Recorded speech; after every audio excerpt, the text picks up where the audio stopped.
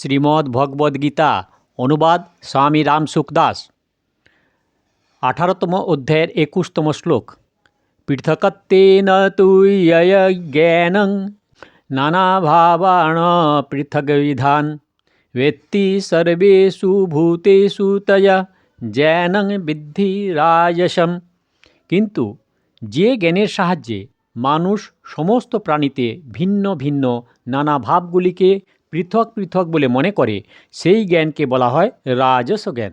ব্যাখ্যা: পৃথকত্বেন তু জ্ঞানং নানা ভাবান পৃথগ্বিধান। রাজস জ্ঞানে রাগের প্রাধান্য থাকে।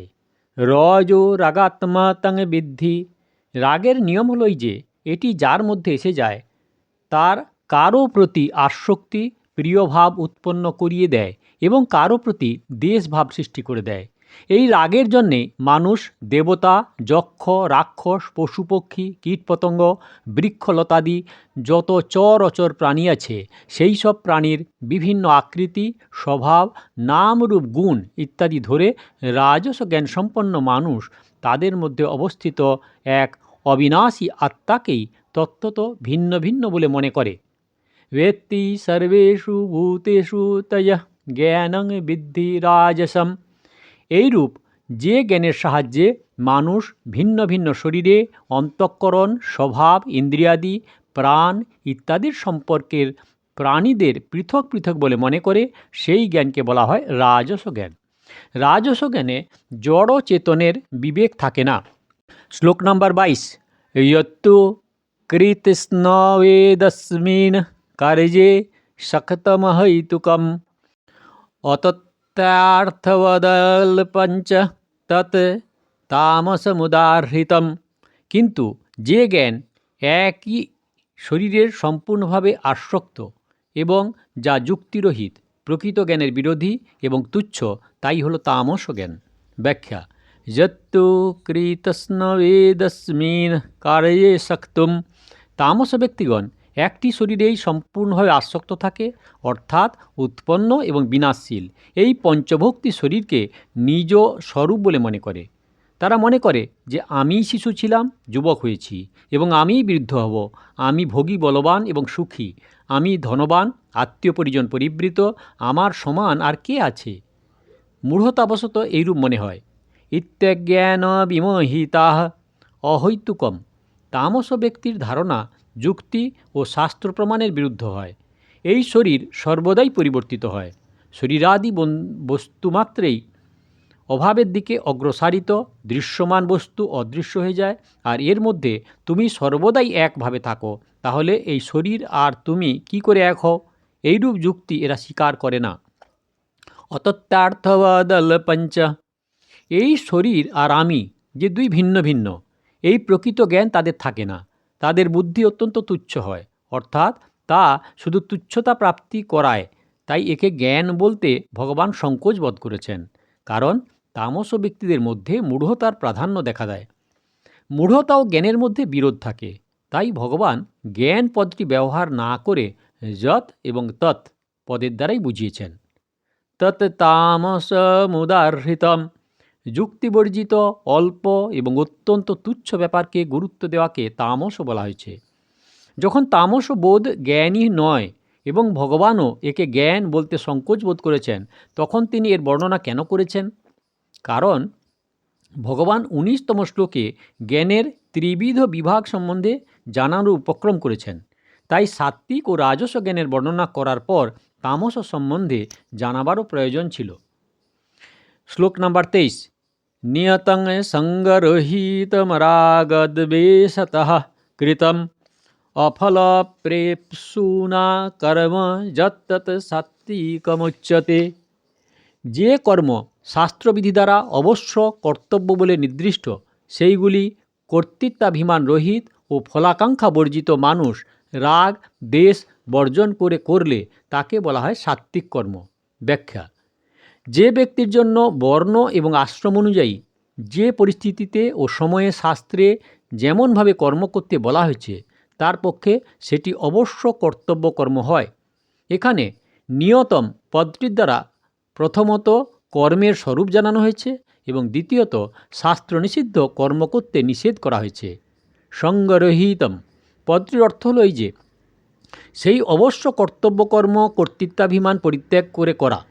কর্তৃত্বাভিমান রহিত হওয়ার অর্থ হলো এই যে যেমন বৃক্ষাদির মধ্যে মূঢ়তা থাকায় তাদের মধ্যে কর্তৃত্বের অবকাশ নেই, কিন্তু ঋতু বদল হলে পাতা ঝরে যাওয়া, নতুন পাতার উদ্গম হওয়া, ডাল কাটলে তা শুকিয়ে যাওয়া, শাখা প্রশাখা বৃদ্ধি পাওয়া, ফল ফুল হওয়া ইত্যাদি ক্রিয়াগুলি সমষ্টি শক্তির দ্বারা আপনিই হয়ে থাকে। তেমনি এই সব শরীরগুলিরও হ্রাস বৃদ্ধি, খাওয়া দাওয়া, চলা ফেরা ইত্যাদি সকল ক্রিয়াই সেই সমষ্টি শক্তির সাহায্যে আপনিই হয়ে থাকে। এই ক্রিয়াগুলির সঙ্গে আমাদের কোনো সম্পর্ক নেই, আগেও ছিল না আর পরেও থাকবে না। সাধক যখন এটি প্রত্যক্ষভাবে অনুভব করেন তখন আর তার মধ্যে কোনো কর্তৃত্ববোধ থাকে না। কর্তৃত্ববোধ না থাকায় তিনি যেসব কর্ম করেন সেইগুলি সঙ্গরহিত অর্থাৎ কর্তৃত্বাভিমান বর্জিত হয়।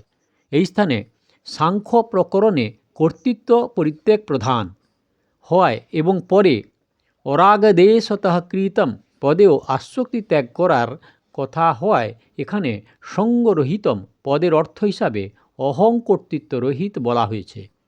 অরাগদেশতঃ কৃতম পদটির তাৎপর্য হলো এই যে রাগ দেশ রহিত হয়ে কর্ম করা উচিত, অর্থাৎ রাগপূর্বক কর্মগ্রহণ না করা এবং কর্মত্যাগও দেশপূর্বক যেন না হয়। আর কর্ম করার যত প্রকার সাধন শরীর ইন্দ্রিয়াদি অন্তঃকরণ ইত্যাদি আছে সেসবেও যেন রাগ বা দেশ না থাকে। অরাগ দেশতঃ পদে বর্তমানে রাগের অভাবের কথা বলা হয়েছে এবং অফল প্রেপশুনা পদের দ্বারা ভবিষ্যতে রাগের অভাবের কথা বলা হয়েছে। তাৎপর্য লই যে ভবিষ্যতে লাভ করার ফলেচ্ছারহিত হয়ে কর্ম করা উচিত, অর্থাৎ ক্রিয়া এবং পদার্থে নির্লিপ্ত থেকে আসক্তিবিহীন হয়ে কর্ম করলে সেই কর্মকে সাত্ত্বিক কর্ম বলা হয়। সাত্ত্বিক কর্মে ততক্ষণই সাত্ত্বিকতা থাকে যতক্ষণ অত্যন্ত সূক্ষ্মভাবেও প্রকৃতির সঙ্গে সম্পর্ক থাকে। প্রকৃতি থেকে সম্পূর্ণরূপে সম্বন্ধ ছেদ হলে তখন এই কর্মগুলি অকর্ম হয়ে যায়। শ্লোক নাম্বার 24। यत्तु कामेप्सु न कर्म साहंकारेण वा पुनः क्रियते बहुलायासं तन्द्राजसमुदाहृतम्। কিন্তু যে কর্ম ভোগাকাঙ্ক্ষী মানুষ অহংকার সহকারে অত্যন্ত পরিশ্রমপূর্বক করে থাকে তাকে বলা হয় রাজস কর্ম। ব্যাখ্যা: यत्तु कामेप्सु कर्म साहंकारेण वा पुनः ক্রিয়তে বহুলায়ংস তন্দ্রাজসমুদাহৃতম। আমরা যদি কর্ম করি তাহলে আমাদের বস্তু লাভ হবে, সুখ আরাম লাভ হবে, ভোগ প্রাপ্তি হবে, মান সম্মান যশ লাভ হবে ইত্যাদি রূপে ফলাকাঙ্ক্ষী ব্যক্তি দ্বারা কর্ম করা হয়। সাহংকারেণ লোক দেখানোর ভাব নিয়ে কর্ম করলে তা দেখে লোকেরা বাহবা দেবে আর অহংকার জন্মায়। আর যেখানে লোকেরা সামনে থাকে না সেখানে একান্তে কর্ম করলে অপরের থেকে নিজের মধ্যে বিশেষত্ব দেখে অহংভাব আসে। যেমন অন্য লোকেরা আমার মতো সুচারুভাবে সমস্ত কাজ করতে পারে না, আমার মধ্যে কাজ করার যে যোগ্যতা বিদ্যা চাতুর্য আছে তা সকল লোকের মধ্যে থাকে না। আমি যে কাজই করি না কেন তা অত্যন্ত বিশ্বস্ততার সঙ্গে এবং তাড়াতাড়ি করি ইত্যাদি। এইরূপ অহংকারপূর্বক যে কর্ম করা হয় তাকে বলা হয় রাজস কর্ম। বা পুনঃ পরে ভবিষ্যতে ফল লাভের আশায় যদি কর্ম করা হয় অথবা বর্তমানে নিজ বিশেষত্ব দেখানোর জন্য অহংকারবশত যদি কোনো কর্ম করা হয় তবে এই দুটিতে একই ভাব হয় তা রাজস কর্ম হয়। সেই কথা জানাবার জন্য এখানে বা পুনঃ পদটি ব্যবহৃত হয়েছে। তাৎপর্য হলো যে ফলেচ্ছা এবং অহংকার এর মধ্যে যে কোনো একটি ভাব হলেই তখন রাজস কর্ম হয়। তখন দুটি ভাব হলে তা তো রাজস কর্ম হবেই। ক্রিয়তে বহুলায়াসম কর্ম করলে প্রত্যেক ব্যক্তিরই কায়িক শ্রম হয়, কিন্তু যেসব ব্যক্তির প্রধান লক্ষ্য হলো দৈহিক সুখ ও আরাম তাদের কর্ম করতে বেশি পরিশ্রম অনুভূত হয়। যেসব ব্যক্তির কর্মফলের আকাঙ্ক্ষার প্রাধান্য থাকে কিন্তু শারীরিক সুখ আরামের আকাঙ্ক্ষা থাকে না, কর্ম করলেও তাদের পরিশ্রমকে বেশি বলে মনে হয় না, কারণ অন্তরে ভোগ ও সম্পদ সংগ্রহের তীব্র আকাঙ্ক্ষা থাকায় তাদের বৃত্তি কামনা বৃত্তির জন্যেই ব্যাপৃত থাকে।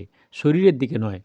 তাৎপর্য হলো এই যে দেহের সুখ আরামের প্রাধান্য থাকলে ফলেচ্ছা অবহেলিত হয়, আবার ফলেচ্ছা প্রাধান্য পেলে সুখ আরাম অবহেলিত হয়। লোকের সামনে কর্ম করার সময় অহংকারজনিত সুখ প্রাপ্তি হয় এবং সুখ ও আরামের প্রাধান্য না থাকায় রাজস ব্যক্তিদের কর্ম করায় পরিশ্রম বোধ হয় না। কিন্তু একান্তে কর্ম করার সময় অহংকারজনিত সুখ প্রাপ্তি না হয় এবং দৈহিক সুখ আরামের প্রাধান্য থাকায় রাজস ব্যক্তিদের কর্মে পরিশ্রম বেশি বলে বোধ হয়। তন্দ্রায়শ মুদ্রাহৃতম, এইরূপ ফলাকাঙ্ক্ষী মানুষ অহংকার এবং পরিশ্রম সহকারে যে কর্ম করে থাকেন তাকে বলা হয় রাজস কর্ম। এই হলো শ্লোক নাম্বার 21, 22, 23, 24। দয়া করে সাবস্ক্রাইব করবেন, লাইক করবেন, শেয়ার করবেন। আর সাধকগণ সাধক সঞ্জীবনী শ্রীমদ্ ভগবদ্গীতার শুরুর থেকে শুনতে হলে কাকন বাসুতে ক্লিক করে ভিডিও দেখুন, আর আগের ভিডিওর জন্য দয়া করে অপেক্ষা করুন।